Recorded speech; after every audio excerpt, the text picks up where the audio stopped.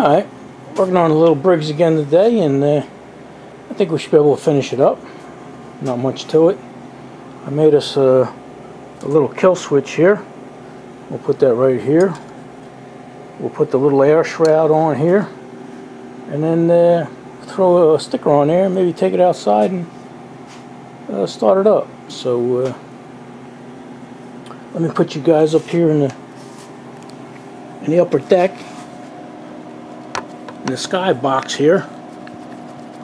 Hold on. You alright? Alright. That looks pretty good. Alright. I already loosened this bolt here. Hope you guys don't mind. Speed things up a little bit. I cleaned the bolt off too, the bottom of the bolt and the bottom of the washer. Even though it's going to ground through the threads in the block and everything, it's not going to hurt, right? And this is all cleaned up, and we cleaned up the metal that holds this on and everything. So let's stick that on there. It's a shame you can't do anything about the plate, you know. You'd have to get somebody that would make these plates. That's like an acid etch or something, you know. I'm sure somebody can make them. But anyway, after we put this in, we'll touch all that paint up. We'll paint the whole thing except for where it contacts, and we'll ground out. Okay, I know what you guys are saying. That's kind of close. We didn't adjust it yet.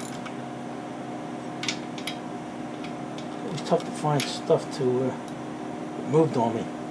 It moved on me. I was talking to you guys and it moved, so I gotta loosen it up and lean it over this way. Sorry about that. It happens though. Stuff happens. Alright. Alright, that looks pretty close, but no problem. Just pull it back a little bit and we're fine. Alright. A lot of people are afraid to touch these to shut the engines off. As long as you're just touching the metal, you can push that right down there, and you're not going to get any shock at all. I mean, if you slip and you touch the thing there, that's another story. But you know, you can just do that, and all the juice will just go right through this down to the ground, and won't affect you at all. So, just a little tip. So you know what? I guess we'll take this off the table, and let me get the shroud, and we'll put the sticker on, right? Alright. Alright, let's try and put a decal on this, or sticker. It's actually a sticker.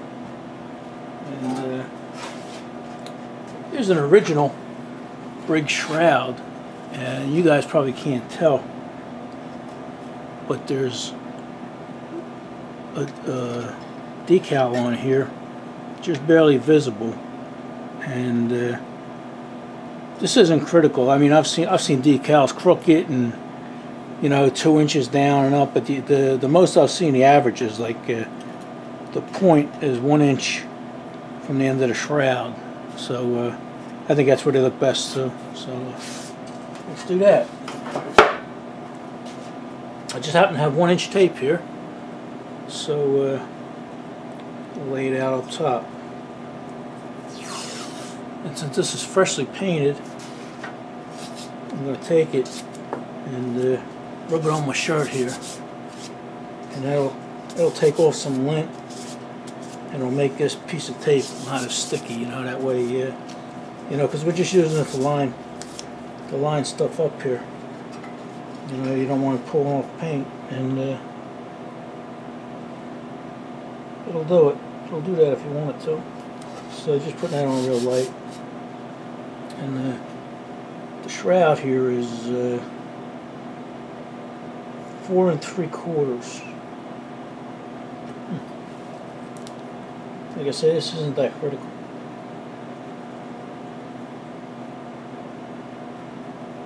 You know?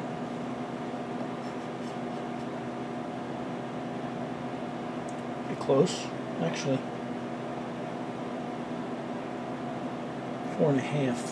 Let's go with 4.5, and in between that, so that'll be what, 2.25. Makes it easier on math too, right? 4.5, 2.25.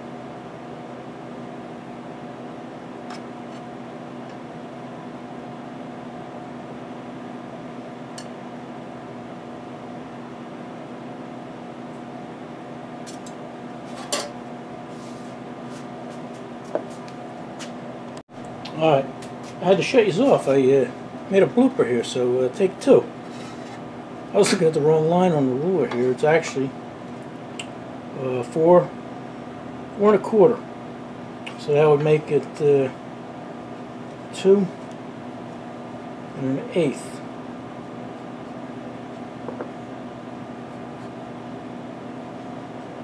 I'm telling you, it's not that critical, and there I am.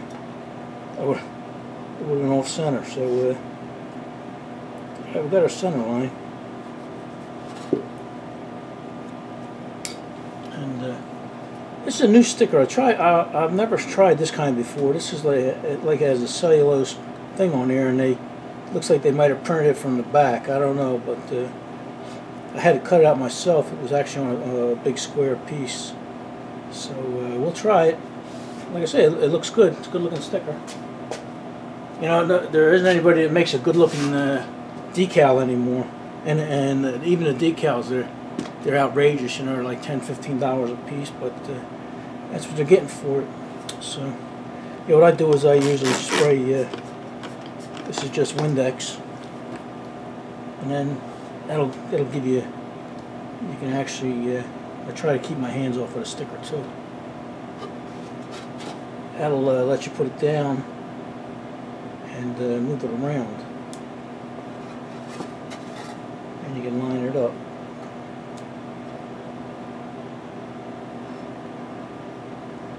Yeah, let me turn here so you guys are in line here. Okay, like I say, this ain't all that critical, but you know,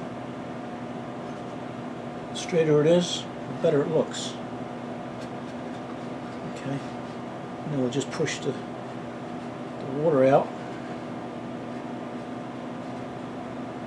Like I say, I don't know how good the stickiness is on the back of this thing or what, but figured we'd give it a try. The price was right, and it looked good.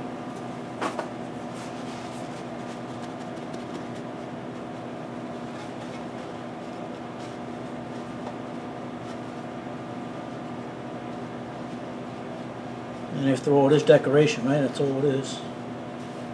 Okay. So then when that Windex evaporates from the back of that, this thing will stick like glue to there. So then we'll just take this off.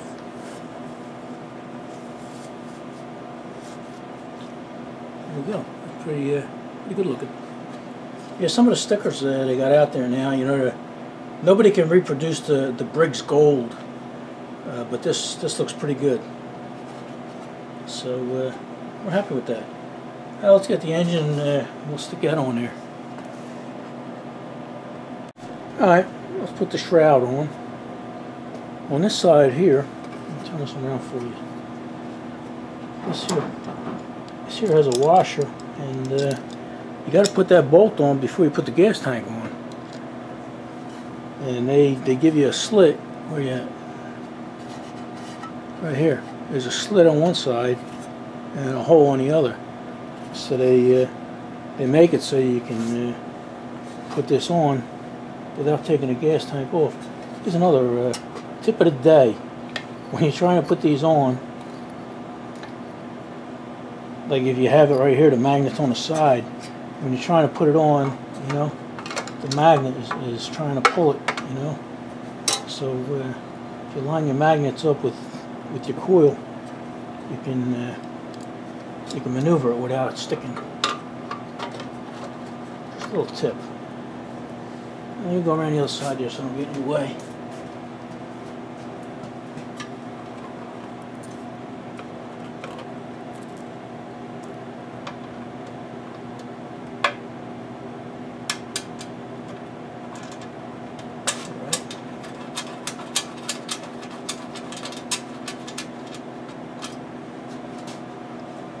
go.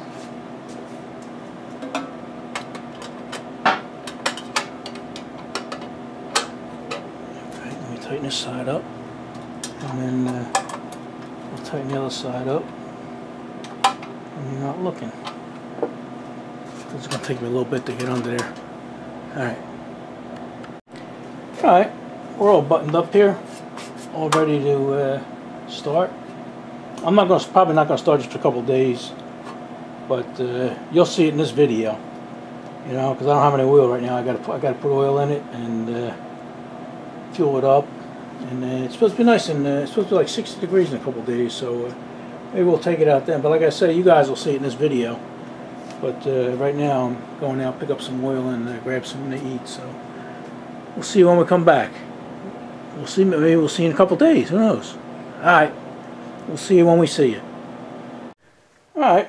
Been a few days now, and been raining and cold outside. So I did pick up some oil, and ironically enough, it's Briggs and Stratton oil.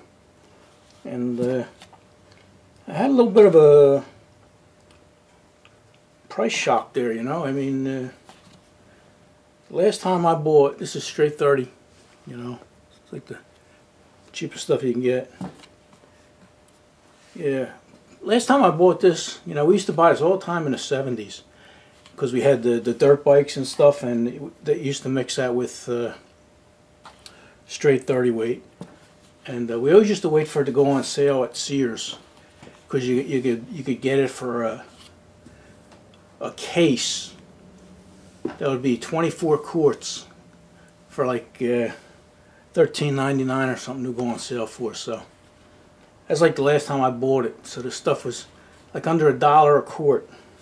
This here is more than a quart. This is 48 ounces, and I think that's because some of the bigger engines just take 48 ounces. But anyway, they had a little more than a pint or something. You know, it was like $8, and this was $12.98 or something like that. So it was $13. So a little sticker shock there, but you know, and since the 70s, you know, I mean, that's some of that stuff was still around, but I've never bought the oil in a long time, you know, because somebody always has it, you know. It's, you know, and it's given away, you know. I get the shows and everything. Somebody says, "Oh, you need oil," you know, here, or somebody always has some in the car and everything. So when you needed it, somebody is always giving it to you.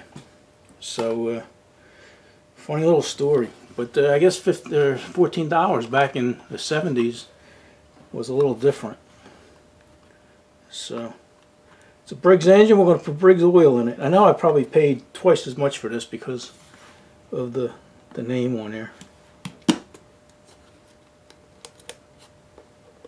But I was at Lowe's, and that's all they had.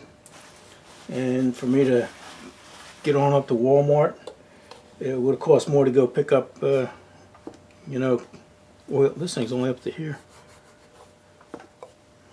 It would have been cheaper just to get this off the shelf and bite the bullet, right? So let's see if we can put some oil in here without getting too much all over my diaper.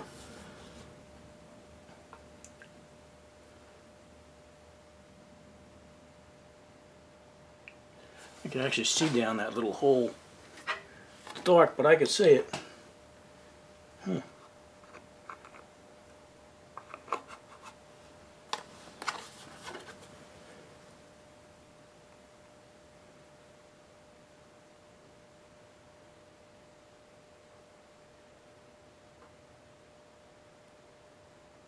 But the best for this little engine, right? Oh no, look. We didn't want to do that. How'd you do that, Road King? Came off the side. Wasn't looking. Okay. This is just going to take a little bit more, and then put some fuel in it, and we'll roll you guys outside and try and start it. Alright, what do you say to that? Alright, I didn't finish filling this up yet because a lot of guys don't know where to fill this. You know, they fill it right to the top, and that's usually too much. But if you look in there, you can actually see there's like a little notch right about there. And you just fill it up to that, and you're good to go. That leaves plenty of room for your little cap and everything. So, all right, let's finish filling it.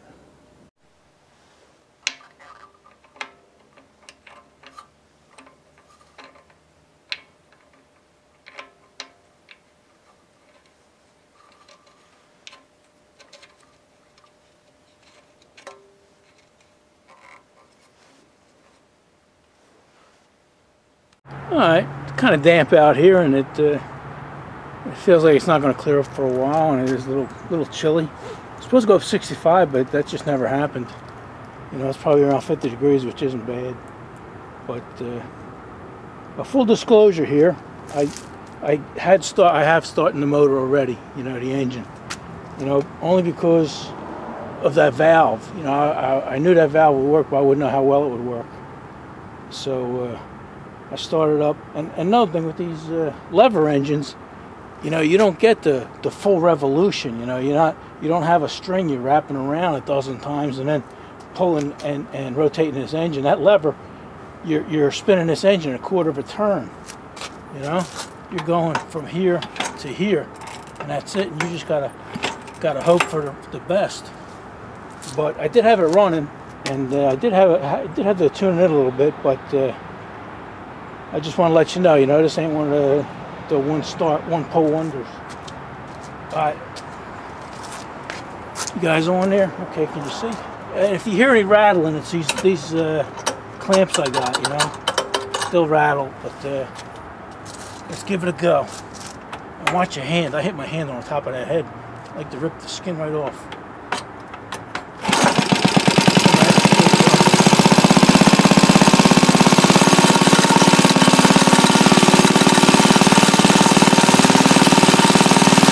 Blowing a little smoke, but that could be because we oiled it all up inside.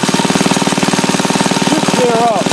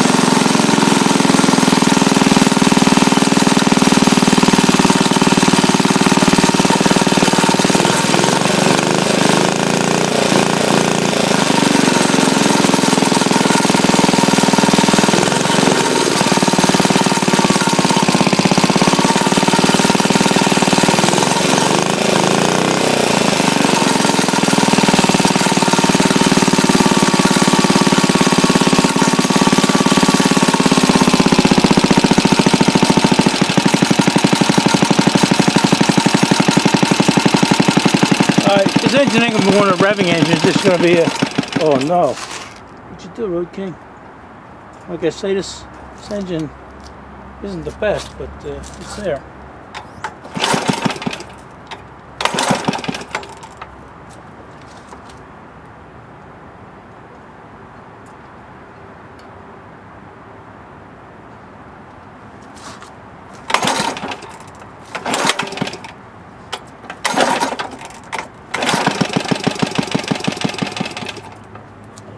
It almost wants to start.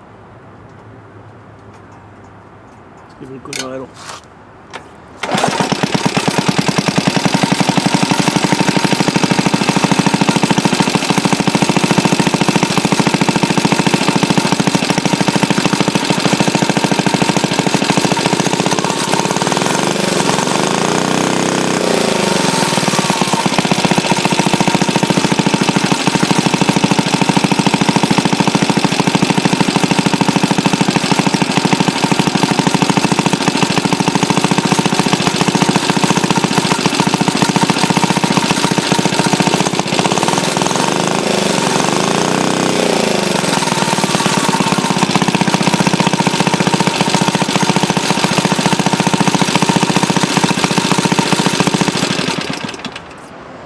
It runs. I wouldn't say it runs the best of any engine I've ever worked on, but like I say, that one exhaust valve, you know, it's a little sketchy, but you know, if I come across a valve seat, maybe I'll pick it up, put one in there, and see how it runs.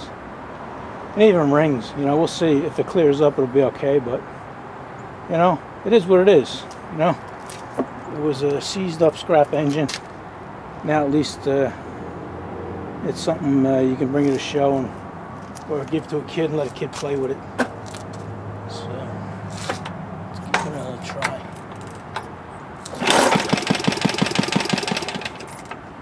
Yeah, see, this should start right up and keep running.